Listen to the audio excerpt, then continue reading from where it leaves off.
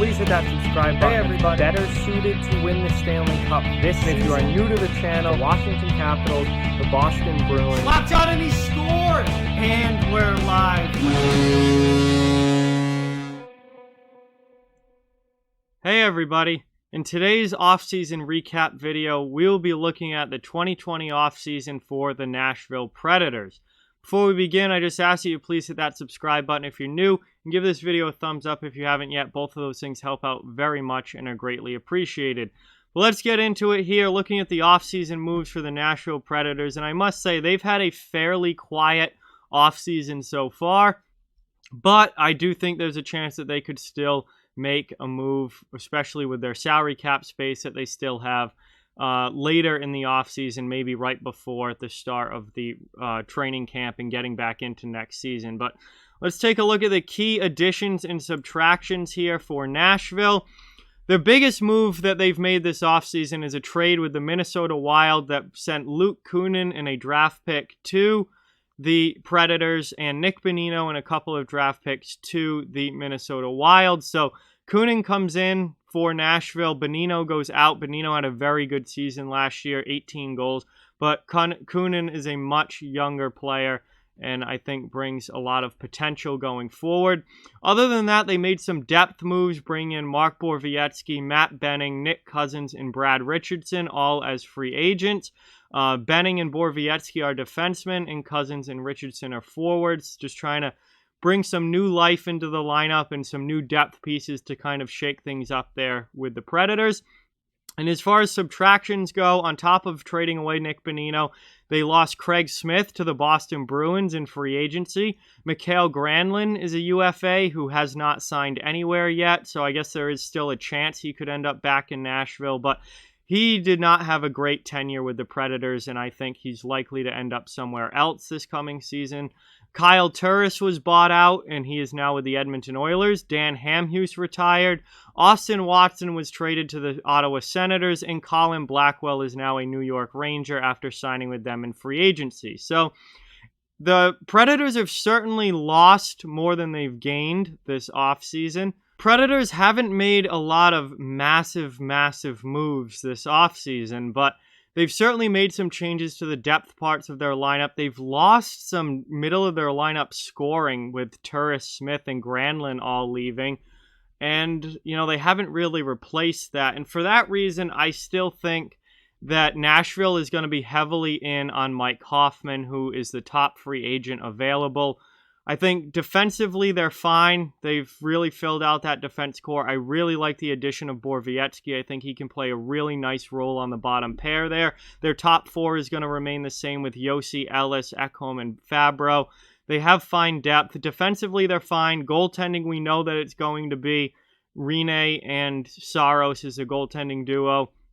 It's really the forward group that's a question mark, and they've lost a lot out of that forward group this offseason that they have not replaced. Richardson's a good veteran depth guy. Nick Cousins is a solid addition coming in from Vegas. But they've lost Smith and Granlund and Turris and Bonino and Blackwell. They've lost in Watson. They've lost a lot more than they've gained offensively. So I still think the Predators are going to be in the market to make a move to possibly add some offense. I certainly think that they're a heavy contender to get Mike Hoffman to sign there.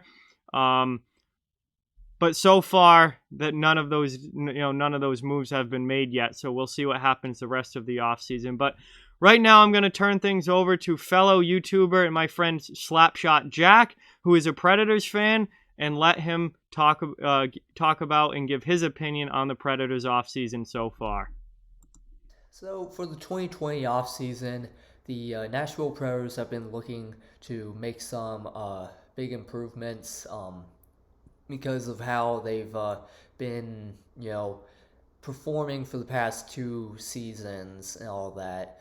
And they really have not been doing that great since the 2017 season. So me and my brother came up with a small list of things that the Preds have been doing this offseason. So the first one is they have signed Luke Evangelista to a 3-year contract. So this one I did not get to. I wasn't able to find Luke's stats at all online or anything. So, but I've heard he was really good. He's a good right winger, so that could also help the Preds, make some goals. And the next one is that the Russian goaltender Askarov. He was the 11th draft pick for the Nashville Predators, and he's making some impressions. He actually helped lead the Russian team to the World Cup, and he could really potentially help lead the Nashville Predators to a Stanley Cup, if anything. So that's a pretty good thing for the Nashville Predators. The next thing is the Preds have loaned Connor Ingram to the Swedish second league until training camp. So they could potentially get Ingram onto the ice for the next season, if there even is a next season. Something to note is that we still haven't come up with a date for starting the new 2020 through 21 season. It actually got pushed back to January, but due to how things are kind of looking, a lot of people are saying, let's just throw in the towel and just not go on for it. Wait for next year to come around, which that's so that would be kind of sad to see, but the next thing is they need to improve on defense, goaltending, and on their power play. For this past season, I've been keeping up with the Predators and all that. I've been watching their games, and one thing that they really need to kind of improve on is their defense and their goaltending. Saros has really he's been really improving a whole lot. And he's kind of put Pekka Rinne into the back seat now because, Rinne has been, out of all the games I've seen, probably about 5% of them I actually saw Rinne in goal. And that's, it's really kind of sad to see, but, it's, you gotta make that choice, Rinne really hasn't been doing all that great. So he really needs to start kind of improving. Now, the last thing is, Matt Duchene. He was drafted to the Predators to help them improve this past season, and that really didn't happen. So, they really need to kind of start. He kind of needs to start kind of, improving with things and all of that for the off season, and other than that, that's pretty much all I have for the Predators. So yeah.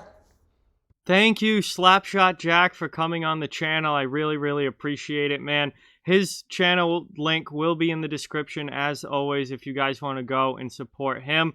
Really, really appreciate you coming on. So, one thing that Jack touched on with the Preds that I certainly want to talk about is the goaltending and the drafting of Yaroslav Askarov. So, Pekka Rinne did not have a great season last year. That was one of the main reasons the Predators as a team struggled, was their goaltending. And Rinne is nearing the end of his career without a doubt. It is time this coming season for UC Saros to prove that he can be a good starting NHL goaltender.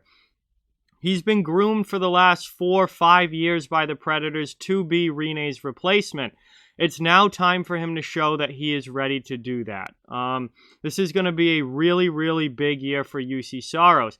If he does not play well this year, I think we're going to see the Preds probably go for a short-term veteran goaltending solution, and then while they wait for Askarov to get ready. But they are really hoping Askarov can be the franchise goalie that he's expected to be at the NHL level. He was drafted 11th overall for a reason. So goaltending is going to play a huge role in how well the Predators can do this year. Like Slapshot Jack said, they did not have a great year last year. They were very underwhelming. And if they want to get back to being the contending team in the Western Conference that they want to be, they're going to need UC Saros to step up. Again, like I said, I still think they're in the market for a forward, adding some scoring to this lineup. They lost quite a bit this past offseason. I do like their defense. I think Nashville's always been a good defensive team in recent history, and that hasn't changed.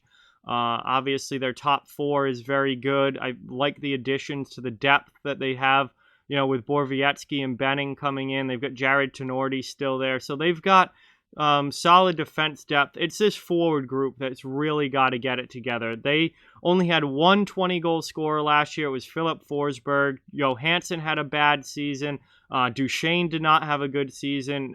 Victor Arvidsson did not have a good season. So they need to get more out of their offense. They need, I think, to make another move for another forward. Again, I think they're very much in on Mike Hoffman, and that would be a huge addition to this team if they were able to get Hoffman to sign.